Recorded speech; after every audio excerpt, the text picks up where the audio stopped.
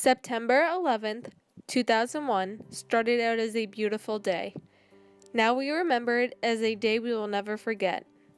National tragedy is a part of our world. How we grow, learn, and cope with it as individuals and as a community is important for our existence and well-being. On September 11th, 2001, American Airlines Flight 11 hit the North Tower of the World Trade Center at 8:45 a.m., instantly killing everyone in the plane and many in the building. As you may hear from anyone who had lived through that day, many believed it was only a tragic mishap. Never did they think we were under attack. At 9:03 a.m., United Airlines Flight 175 hit the South Tower of the World Trade Center. At 9:43 a.m., American Airlines Flight 77 crashed into the Pentagon. At 10:05 a.m., the South Tower of the World Trade Center collapsed and plummeted into the streets below. At 10:10 a.m., United Airlines Flight 93 crashed into a field in Somerset, Pennsylvania, only because passengers fought back and landed the plane. Unfortunately, everyone was killed. At 10:28 a.m., the North Tower collapsed. Many people know someone who lost a loved one. Mothers lost their sons and daughters. Wives lost their husbands. Children lost their parents. It is how we empathize towards each other and grow as a nation. Here we see two completely different stories. It is not where we were on 9/11. It is how we picked up the pieces and coped with what had happened. Where were you on the morning of September 11th? I was teaching school, teaching kindergarten. It was one of the first couple of days of school. How did you become aware something was wrong?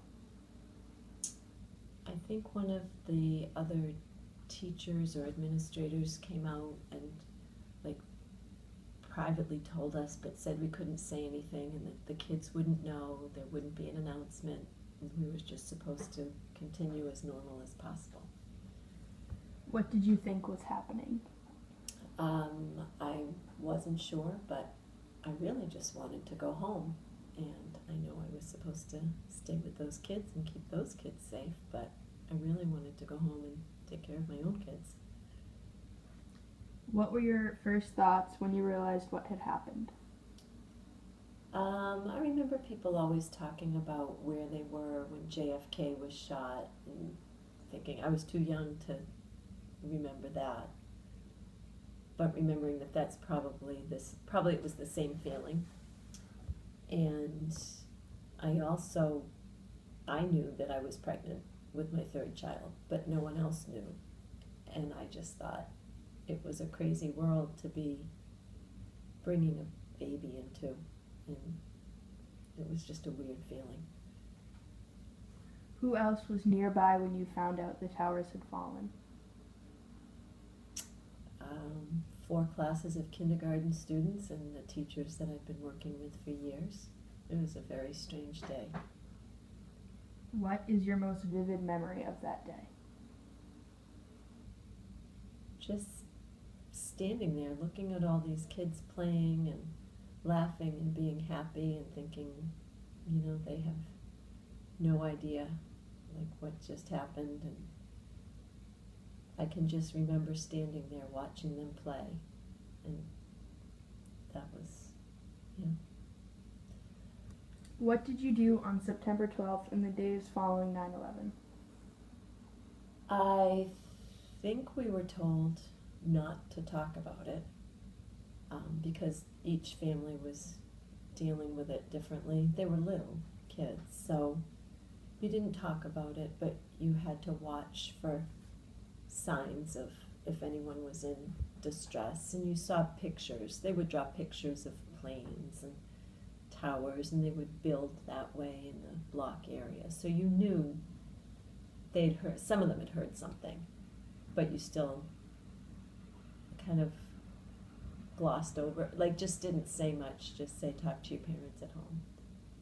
And with my own kids, I just didn't let them watch the news. I don't think I even told you.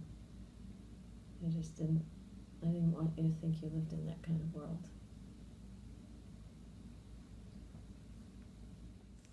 Where were you on the morning of September 11th? I was on my way to work, and then I got to work a little bit late when the first plane had already hit a building. And when I got onto my floor, there was nobody there, so I knew something weird was happening. And everybody was in the boardroom watching the TV. And I went in to see what was going on because I didn't have any clue, and I thought I was watching a movie at first until I realized it was real. A whole room of people, maybe 80 people, all standing, watching a TV in dead silence. And all you could hear were sobs of, grown men and women that you work with that all of a sudden were all having that same experience, which was just disbelief. What were your first thoughts when you realized what had happened?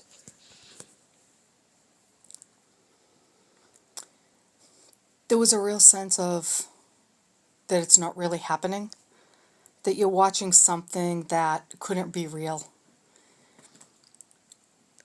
And then when the second plane went in, there was just gasps because everybody saw it at the same time. And this was when they were still showing people jumping out of the windows. And when one building collapsed, people started leaving the conference room because they couldn't take it anymore. And senior executives were just crying because it was just so traumatic. And then something that had never happened in my whole career. They evacuated Boston. And they evacuated our building, and they went around and they told everyone, get off your computers, we want everyone off the floor in 5 minutes. And then people weren't sure if they should go onto the subway or if they should drive because no one really knew if it was safe. Did you know anyone that was in the towers? I didn't know anyone in the towers, but I know of 3 different experiences that I remember vividly.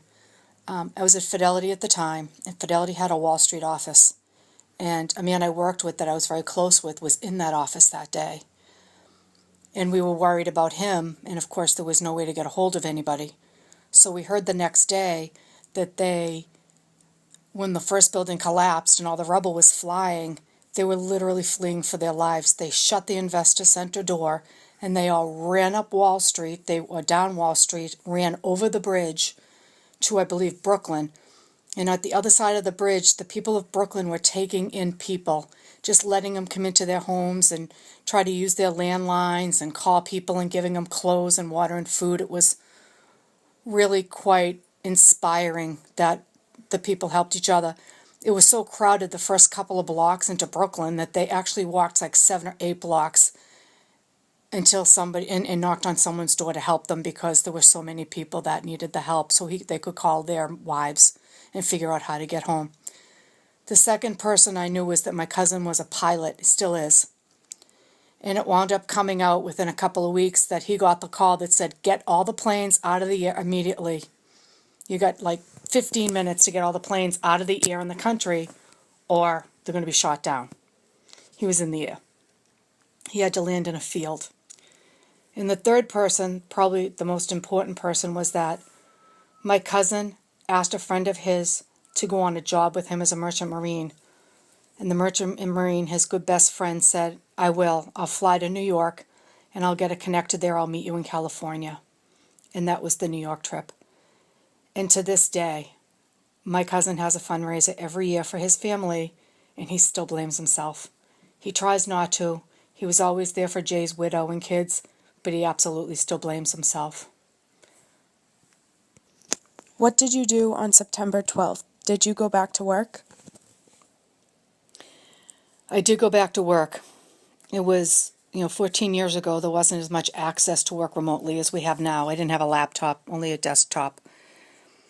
And so I went back to Boston, and it was a much different experience. It was definitely the change of the world, the change of the United States, I should say, to what it is now. It was high security. We used to walk in to the building and just take the elevators up to our floor. And now we had security guards checking all the bags, checking our badges, on your way in, on your way out, on your way back in from lunch.